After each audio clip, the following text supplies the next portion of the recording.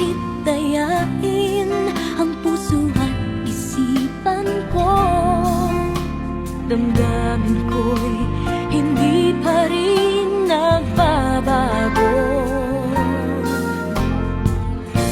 At kung maisip na di na siya ang iyong gusto,